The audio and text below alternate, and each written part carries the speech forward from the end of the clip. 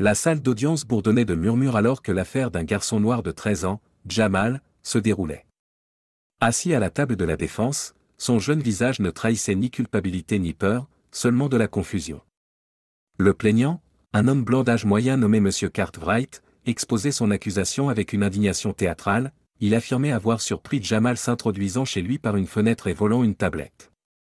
Le garçon restait silencieux tandis que les accusations s'accumulaient, sa présence contrastant vivement avec l'intensité de la salle. On de continuar, asegures de suscribir-se a nuestro canal y dar me gusta a este vidéo para mostrar su apoyo. Quand vint enfin le tour de Jamal de parler, il se leva et s'avança vers le banc. Ses mouvements étaient délibérés, chaque pas chargé de détermination. Regardant directement la juge, il prononça des mots qui ébranlèrent la salle d'audience. « Vous êtes ma mère ». Des exclamations d'étonnement parcoururent la galerie.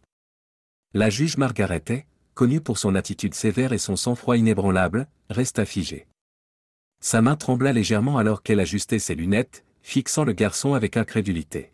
« Suspension de séance », déclara-t-elle brusquement, la voix tendue. Le marteau frappa, mais la tension dans la salle persista. Dans ses appartements, la juge arpentait la pièce, l'esprit tourmenté. Était-ce possible? Des souvenirs d'un chapitre de sa vie qu'elle avait enfoui ressurgirent, une jeune femme en école de droit, une romance malheureuse, et la décision déchirante de placer son nouveau-né dans une famille d'accueil. Ce sacrifice l'avait hantée, mais elle avait cru que c'était le bon choix, offrir à son fils une chance d'avoir une meilleure vie. Et maintenant, ce même enfant se tenait devant elle, accusé d'un crime qu'elle sentait, au fond d'elle-même, qu'il n'avait pas commis.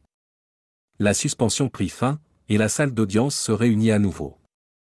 Jamal prit la parole et expliqua son histoire. Il avait grandi dans le système de placement familial jusqu'à ce qu'il soit adopté par une femme gentille mais en difficulté, nommée Madame Palmer. Récemment, en fouillant dans de vieux papiers, il avait trouvé un document d'adoption avec le nom de Margaret, indiqué comme sa mère biologique. Cette découverte l'avait conduit ici, pris dans une bataille judiciaire sans qu'il ne l'ait voulu. Quand le témoignage de Jamal se termina, un nouveau témoin se présenta, un voisin qui avait observé les interactions entre M. Cartwright et Jamal. Le voisin révéla une histoire troublante d'insultes raciales et de menaces dirigées contre le garçon.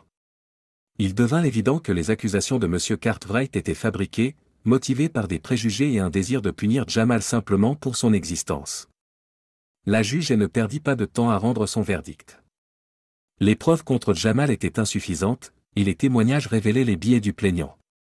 L'affaire fut classée, et M. Cartwright fut condamné à une amende pour fausse déclaration. La salle d'audience se vida, ne laissant que la juge et Jamal. Dans le calme de la salle désormais vide, Margaret se permit enfin d'affronter la vérité. Assise en face de Jamal, elle lui expliqua son côté de l'histoire. Elle avait été une étudiante en droit en difficulté, sans système de soutien lorsqu'elle était tombée enceinte. Le confier à une famille d'accueil avait été la décision la plus difficile de sa vie. Elle avait espéré qu'il trouverait une famille aimante et une vie stable, mais elle n'avait jamais cessé de penser à lui. Jamal écoutait attentivement.